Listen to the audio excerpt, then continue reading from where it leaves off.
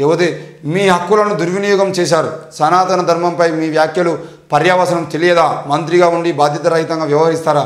Udhayanidhi స్టాలిన్ను తప్పుపట్టిన supreme court అని చెప్పేసి ఒక వార్త చూస్తున్నాం. నిజానికి హక్కులను దుర్వినియోగం చేశారని ఎట్లా మాట్లాడతారు? ఈరోజు ఇదే సుప్రీంకోర్టు ఉదయనిధి స్టాలిన్ సంబంధించిన విషయంలో సనాతన ధర్మం మీద మీ వ్యాఖ్యలు పర్యావసనం మీకు తెలియదా అని చెప్పేసి మాట్లాడుతున్నారు. ఉదయనిధి స్టాలిన్ 100 సార్లు చెప్పిండు, మేము కూడా 100 సార్లు చెప్తున్నాం. తప్పకుండా ఉదయనిధి స్టాలిన్ మాట్లాడిన మాటలకు సంబంధించిన విషయంలో ఆయన ఏం తప్పు మాట్లాడిండో చెప్పాల్సిన అవసరం సుప్రీంకోర్టు మీద కూడా ఉంది. ఆయన మాట్లాడిన దాంట్లో తప్పేంది? ఈ మధ్యలో కోర్టులు ప్రతిదానికి పర్యావసనం తెలియదా, మనోభావాలు తెలియదా, మనోభావాలకు సంబంధించిన విషయంలో ప్రజల వ్యతిరేకత వస్తుందని తెలియదా? అసలు ప్రజల వ్యతిరేకత భావ ప్రకటన స్వేచ్ఛను మించి ఆయన ఏమైనా మాట్లాడిండా? మనోభావాల గురించి సుప్రీంకోర్టుకి ఏం అవసరం?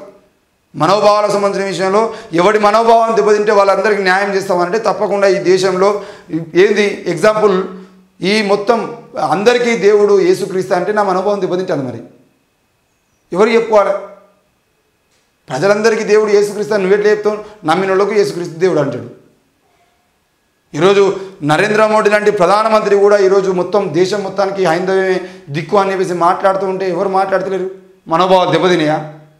ఈరోజు ఉదయనిధి స్టాలిన్ సంబంధించిన విషయంలో సుప్రీంకోర్టు మాట్లాడుతూ అది నీకు ఉన్నటువంటి హక్కుల్ని దుర్వినియోగం చేసుకున్నావు అని చెప్పేసి మాట్లాడితే నరేంద్ర మోడీ చేస్తున్నది ఏంటిది, అమిత్ షా చేస్తున్నది ఏంటిది, యోగి ఆదిత్యనాథ్ చేస్తున్నది ఏంటిది, ఈ దేశంలో బీజేపీ పరిపాలనలో ఉన్నటువంటి నాయకులు చేస్తున్నది ఏంటిది, ఇక్కడ తెలంగాణ రాష్ట్రానికి వచ్చేదంటే తెలంగాణ రాష్ట్రంలో బండి సంజయ్ చేస్తున్నది ఏంటిది, గుండు అరవింద్ చేస్తున్నది ఏంటిది, వీళ్ళందరూ చేస్తున్నది ఏంటిది? ఇవన్నీ కూడా యోగి ఆదిత్యనాథ్ చేస్తున్నది అయితే ఉదయనిధి స్టాలిన్ మాట్లాడిన మాటలో 5% కూడా కాదు, 1% కూడా కాదు.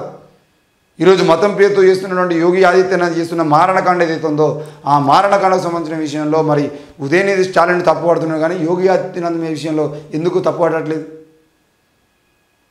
ఆ విషయం కూడా చెప్పాల్సిన అవసరం ఉంది కదా. యోగి ఆదిత్యనాథ్ మాట్లాడుతున్న మాటలు ఎక్కడున్నాయి? ఏం మాట్లాడుతున్నాడో నిన్న మొన్న రాజాసింగ్ లాంటి నాయకులు కూడా ఒక పత్రికకు వారు ఇచ్చిన ఇంటర్వ్యూలో ఏమని మాట్లాడుతున్నాడు? ఈ దేశాన్ని హిందూ దేశంగా మారుస్తాం, ప్రపంచంలో హిందూ దేశం అనేది ఏది లేదు, ముస్లిం దేశాలనే క్రిస్టియన్ దేశాలనే కానీ హిందూ దేశం లేదు, కాబట్టి మీ హిందూ దేశంగా మారుస్తాం అంటున్నాడు. ఎందుకు మారుస్తాం హిందూ దేశంగా? దాని మీద సుప్రీంకోర్టు ఎందుకు స్పందించట్లేదు?